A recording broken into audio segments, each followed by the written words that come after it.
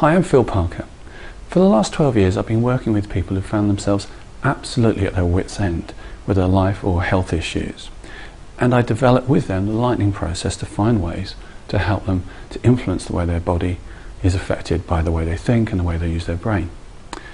In the course of that journey there's been an amazing amount of positive change for people, but at the same time there's been a little niggle of some people who seem to be hell-bent on spreading lies and rumour and innuendo about the lightning process.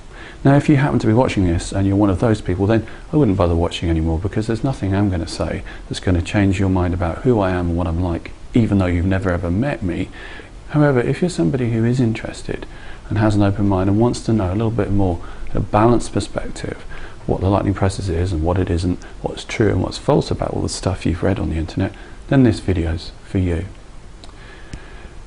Although this has been going on for a long time, this, campaign, and it is a fairly orchestrated campaign against the lightning process by a small group of people.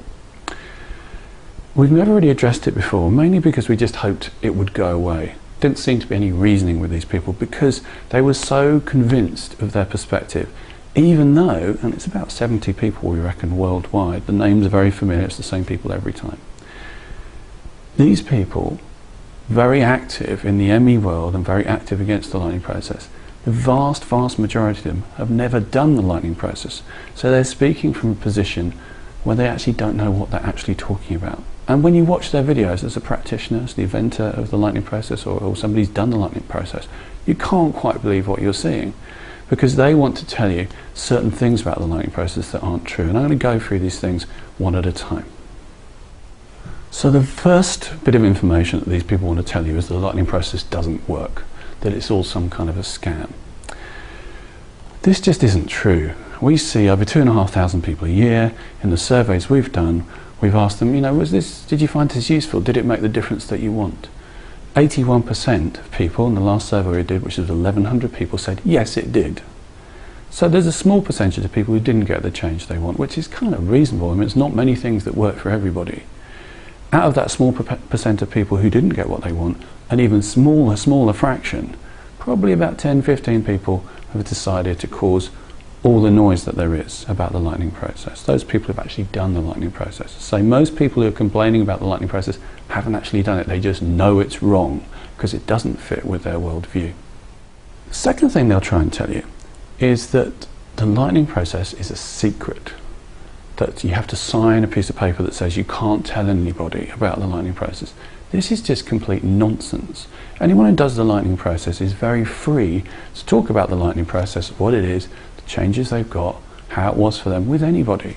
It would be ridiculous and illegal to prevent people from doing that. It's such a stupid claim to make. It just makes no sense. Linked to this is the idea that they like to suggest that the lightning process is some kind of cult and pyramid selling. Again, these things are just not true. They like to suggest that we gather people in to our lightning process cathedral where we brainwash them and then we make them sign documents and then we keep them in our sect. It's just not true. If people do the lightning process, and a very small percentage of people, we reckon it's something like less than 1%, say, I'm now well, this is brilliant. When I was ill, I always said if I found something that made me well, I'd want to train in it. So a small, very small percentage of people decide to become lightning process practitioners. But the vast majority, something like 99-point-something% of people, say, I want to get on with my life now. And we never hear from them again, apart from the odd postcard saying, I'm now climbing a mountain, just wanted to tell you how great my life is, thank you very much. And that's the way it should be. The point of the lightning process is to teach you some tools that you can go on and get on with your life.